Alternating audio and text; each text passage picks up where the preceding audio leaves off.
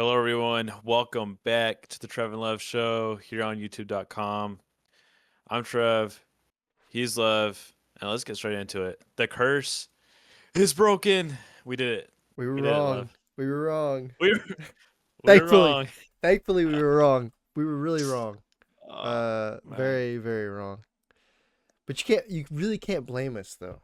As You Tennessee can't blame us. fans, it's hard to go your whole life without seeing Tennessee win in the swamp, and you play over there every other year, and go into it. Even with Florida being as bad as they are, with how many injuries and just how their season's gone, it still was just hard as Tennessee fans to go into this game and be like, yeah, Tennessee's the better team. They're going to go in and win. Because there's multiple times throughout my life where I've watched Tennessee play Florida and they were the better team and they lost. So Yeah. you It's can't really happened too fault often. us for thinking that. But Yeah, so wait, when you were born in 2003, right? four. So I Okay, so you literally, actually haven't seen it. yeah, I literally Yeah, so was I never was alive for it. I was born in 2002, so it had been I was like less than a year old whenever the last time we had beat Florida in the swamp. Um, yeah, couldn't have asked for a perfect game, for a more perfect game. Right? It's a great game. I've never Literally, felt like, so relaxed during a Florida game. I know. Literally Well, I almost, the whole game too. It's like yeah, we scored that first touchdown. I was like, oh, I don't want to get ahead yeah, of myself. We scored the second touchdown. I'm like, oh, don't want to get ahead of myself. We just keep scoring. I'm like, oh, I think we might actually win this. yeah. And it It was kind of crazy because, like, you haven't been that relaxed all season besides like a New Mexico State or like a ETSU or maybe whatever. Syracuse. Honestly, I felt pretty relaxed that whole Syracuse game. I think. True, true. But Um, man, but that yeah, was that's the only SEC game we've played all year, other than and Kentucky. Kentucky, we were pretty okay. Yeah, relaxed. true, Kentucky and true. Florida, the only two teams this whole year where it's felt We haven't relaxed. dominated a game like this though. We haven't dominated a team like this all year. I feel like this was like, even though we beat Kentucky by more, I think technically this was Yeah, like maybe the most complete performance we've had all season, and it kind of felt like the team was. I wanted to get your thoughts on this too. Like the team felt locked into me. they were dialed. Like Yeah, I they mean, you'd see it them walk into the dialed locker room. They're just like, they're not going crazy. They're just walking to the locker room. And they're just business like nothing's happening trip. out of the normal. Like they expected this to happen. And Yeah, that was probably the craziest part to me. yeah. Which And is, the and the fact that like Florida gave up, like you could tell, like, right, like, am I wrong in thinking that? Like I think Florida yeah, quit. they quit. I mean, they I came think into they this game wanting to win, but I think, I think, especially after they got that sack fumble and didn't recover it, and then the next play, Star Thomas like runs it all the way back, pretty much all the way into their almost scoring a touchdown. I think after that moment, it was just like they were not going to even come close to trying to get out of that. It was over. Yeah, I think when it was like 21, I think that was like right before we went up 21 nothing, right? I think or That might have been the last touchdown, but I'm okay, not so that might have been 100% 28. sure. I don't know. Whenever we hit like 21 nothing, 28 nothing, I think the game was like, I think that was the moment they laid down like a little Yeah, bit there. Like I think it was pretty much over. I don't know. dude. And The then very complete game. that touchdown where they jumped over, or where Deshaun Bishop jumped over Yeah, the offensive line. so sick. He had a heck of a game. He did. He had a There's not really anything bad to say about the team. I think oh literally the only thing I've seen from people complaining is there's people who are complaining that Heupel took his foot off the gas in the second half, and then people have been attacking Gilbert for missing the second field goal. I But feel bad for him. yeah, he's gonna get Um, hated on, and he might it's as well just transfer at this point. yeah. I don't see any problem with how we handled the second half. We just completely dominated the game. No, Whatever, I think whatever. it's honestly more embarrassing for Florida that that's how it went because I mean we knew the game was over. We started putting in backups. That's why Florida started scoring, like actually moving the Yeah, balls. We had backups in.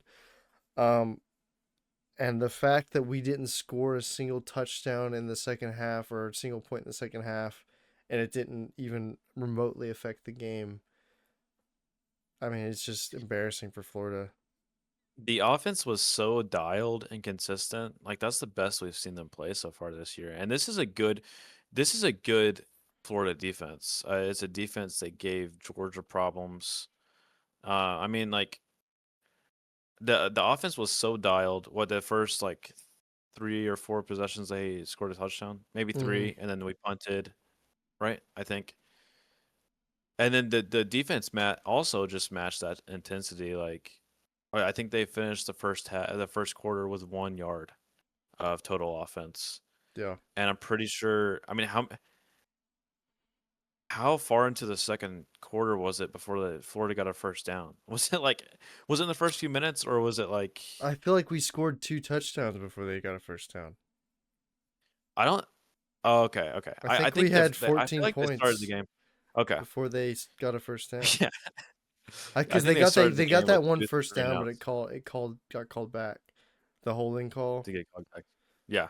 So it's like it's almost like two big moments here for Florida went that not didn't go their way, which was the holding call that got called back on the first or second drive of the game. I think it was the first drive for them, and then that sack fumble that you mentioned earlier, that they were not able to recover. Those wouldn't have changed the outcome of the game. But it, I was just noticing like things that don't normally bounce Tennessee's way bounced their way this game. And I don't know. I think we were texting about this during the game. This is probably the last thing we would have expected in this game, right? I mean, like, Well, and I mean, on paper, it's not like you take Tennessee's name off, Florida's name off of this. This is yeah, what should have happened. But just in the mind of everybody, this is not what was going to happen. But it's what happened. And I think yeah. that says a lot about Josh Heupel. I think with Heupel, he is somebody who's not going to let history get in the way of success. I think um, it's not going to be the reason. There's going to be other reasons for losses. It's not going to be because oh you've lost to this said team for this amount of years. Um, I think the only case where that might be a problem for him is Georgia, but that's literally just because it's just been that's not been a Tennessee history thing. Like never really been like Georgia's been somebody they struggle to beat.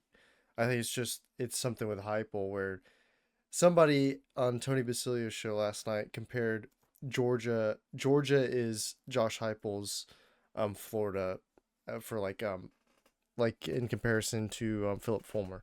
Philip Fulmer always struggled to beat Florida.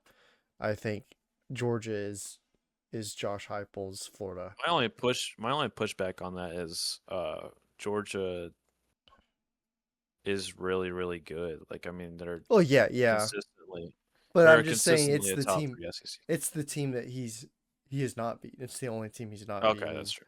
It's the only Yeah, team yeah. he's struggled to beat. Because I mean, you look at it, he's 2 or 3 and 2 or 2 and 3 against Alabama, 3 and 2 against Florida. Um, he's undefeated Oh, and against Kentucky, even Vanderbilt. Um, and those are our 5 biggest rivals. and then Georgia, he hasn't won. Yeah, 0 and He's 5. 0 Yeah, I didn't include and Georgia, but and Georgia he's most 0 of and those. 5. So he's only been close against Georgia once, and that was this year. Yeah, He hasn't even been close against Georgia. So, but but yeah, I mean, he gives me this game gives me all the confidence that he has the ability to win that game. It's just he's got to get the right players in, and I think it's just going to take time. But every year, I think every year except for maybe his first year, he has he has done something that Tennessee hasn't done in a while.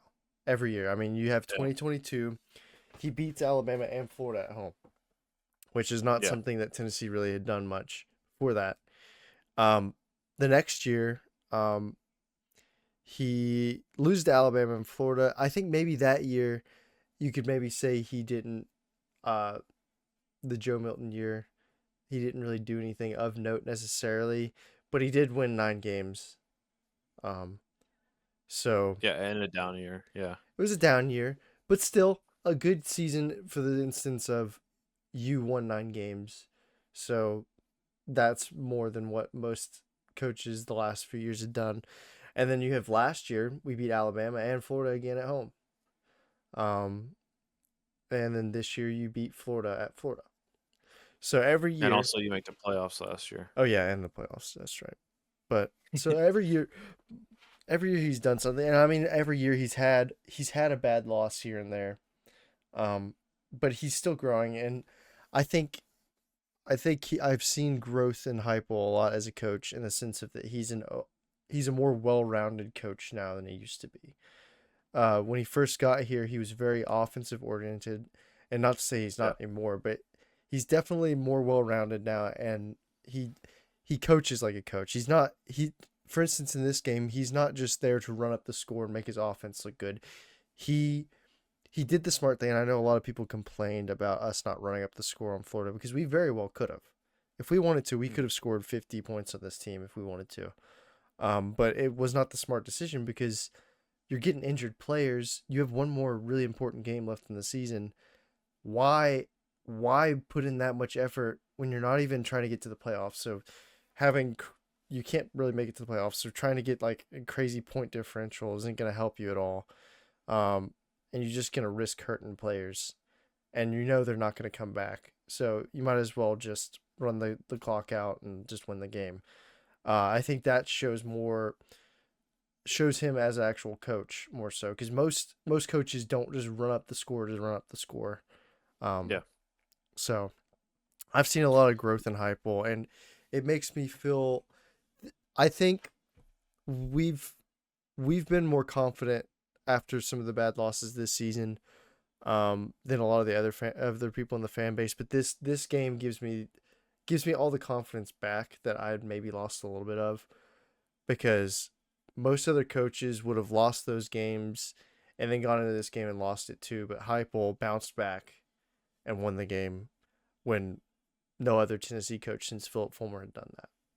So that just Yeah. it gives me hope for Heupel going forward, and I think it's what we really needed. We really needed this win as a fan. The fan base really needed this win to just kind of just be snapped back into reality and just not be so negative.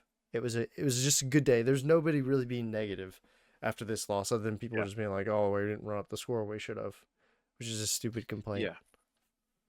I don't know. One thing that this game reminded me of was the 2022 LSU game where we just absolutely we went on the road there and just absolutely took the crowd out of it right away and just ran up had a big enough lead to where it was insurmountable for LSU to come back and win that one.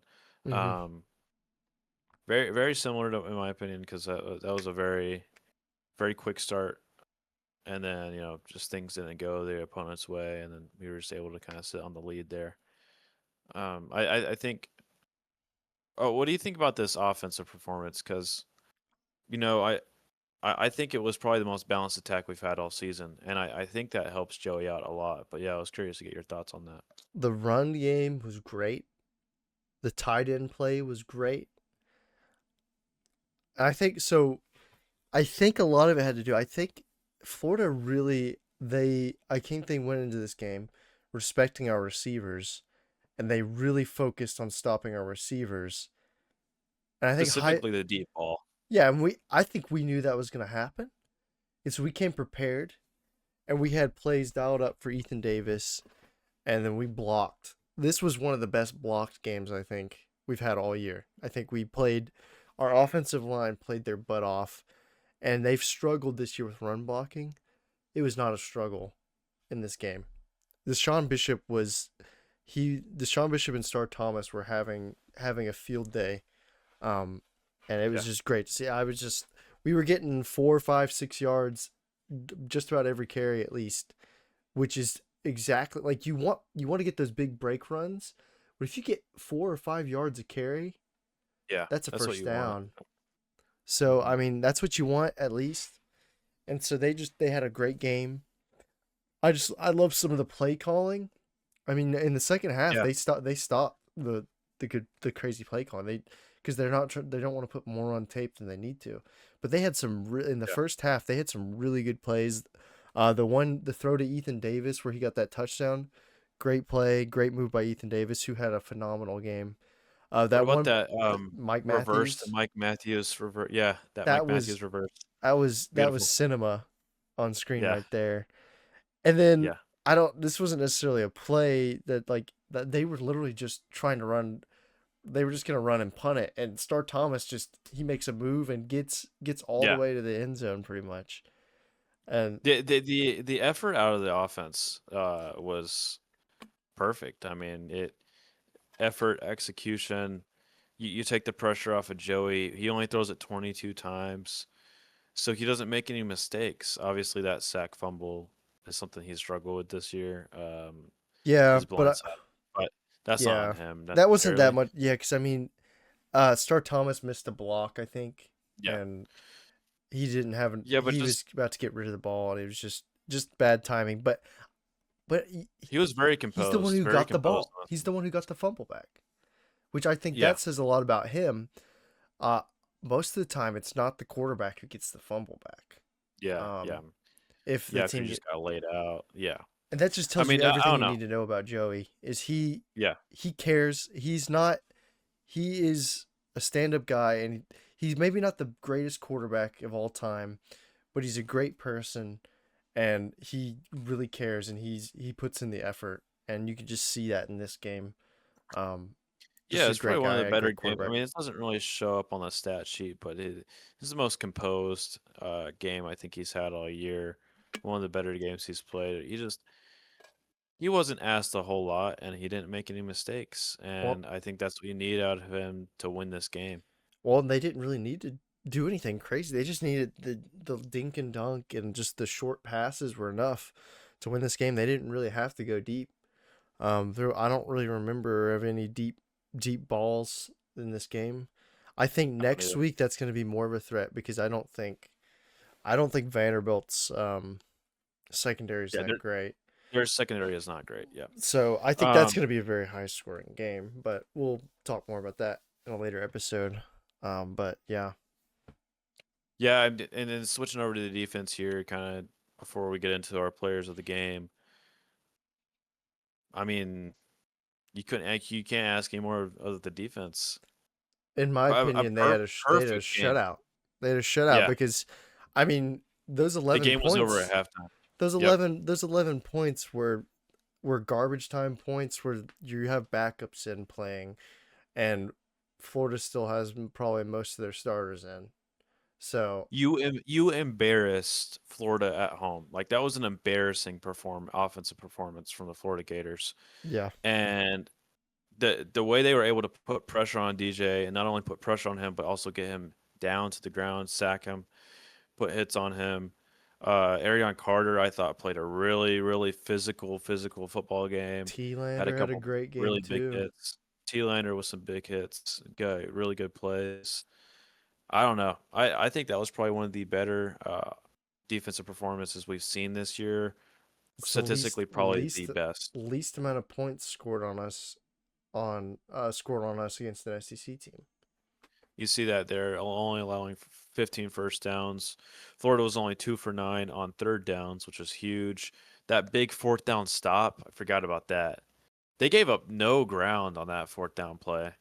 Yeah, I mean, you didn't even need much from your secondary. I feel like they didn't take very many shots. That was the problem too with Florida this week was I think their top three receivers were out for this game. That hurt them big time. Jaden Ball was pretty good for them in this one. Um, very pleased with the defensive performance. It was a perfect complementary football game, something we haven't seen so far this season from this team. Mm-hmm. So yeah, moving on is players of the game. I'll let you go first if you like. We might have the same one, so we can kind of Yeah, go so off of that. it's hard. There's I feel like there's a few different players you could choose from. I have two specific in mind that I'm kind of going back and forth between. But I think I'm gonna go with Deshaun Bishop as my player of the game. Um, just because he came in the game was really won if you think about it when we got the first two touchdowns. and those first two drives were really impacted by his running. And so I think he's my player of the game. But really, there's multiple different players you could give it to, but I'm gonna go with Deshaun Bishop just for a great game for him. Probably one of his better games of the season. But yeah, I would agree with that. Yeah, I think I agree completely with your take there. Deshaun Bishop is they asked a lot of him, put it on his shoulders, and he was able to make big plays when we needed him to. Kept the defense honest. Um, like so also like I think Joey's first 5 passes were off the play action, which obviously because of Bishop, we're able to run that play action effectively. Um, yeah, really impressive performance from him. I guess honorable mention for me here, since we both had Deshaun Bishop, is probably Ethan Davis. Kind of a coming out party for him. yeah. Very consistent, made really big plays. I really impressed with how he performed in this one. Especially you have Kitselman going out. I think Ethan Davis has a lot higher ceiling than Kitselman. I think Kitselman has some issues catching the ball. But Ethan Davis is just an athlete, and I think we really should have tried using him more on this season. I think he's had some issues with injuries here and there, but he was the other guy I was thinking of. So we're pretty much on the same wavelength. But yeah, Yeah, just a there we go. great game from him. Really impressed with him.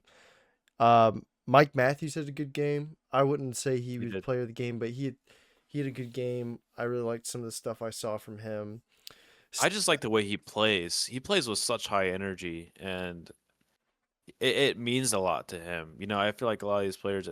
I feel like Brazel's not high energy. I think he's a great player, Mm-hmm. but the way Mike Matthews is just such high energy, and I just Staley as really like well. enjoy I watching him. Yeah, both of them. Yeah, watching some of the videos of them after the game going up to the Florida fans. It's really funny. yeah, I'm just yeah, so excited to watch their future careers at Tennessee, because they're both really young too. They have at least one or two more seasons here. Um, so I'm excited. I'm really excited for the receiver room just in general going forward. We have a lot of good guys coming in the class on top of Staley and uh, Matthews, and just even Ethan Davis too, technically with him being a tight end. yeah. And some of those other young tight ends looked good in this game too. But yeah, just especially with how the last couple of years have been uh, for our receiving core, just 2023 and 2024. They were just very lackluster, I feel like. But this year it's just been great. Um, Yeah. and I'm just excited for the future of that unit. With that, we'd like to thank you for tuning into this one. Please subscribe to the channel on the road to 100 subscribers. And yeah, also like to mention leaving Florida with a W for the first time since 2003. And we will have the claim to beating Florida until we play them in 2 years. So we had the last laugh here for a little bit. But yeah, very, very exciting stuff. Yeah, please subscribe. Road to 100 subs, everything. I'm Trev, and that was Lev. This is the Trev and Lev Show. Catch you on the next Peace. one.